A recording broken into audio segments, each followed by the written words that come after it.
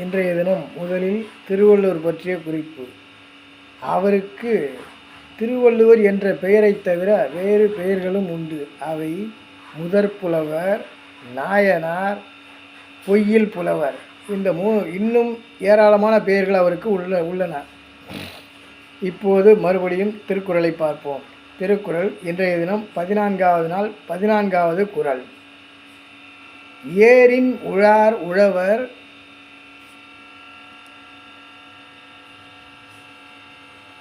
வாரி வளங்குன்றிக்கால். இது குறள். மழை என்னும் வளம் குறைந்துவிட்டால் ஏர் கொண்டு மக்கள் உழமாட்டார்கள். மழை என்பது ஒரு வருவாய் போல. அதனை வைத்துத்தான் உழவு தொழில் நடக்கும். உழவு தொழில் மழை இல்லை என்றால் நின்று போகும். இதைத்தான் திருவள்ளுவர் கூறியிருக்கின்றார்.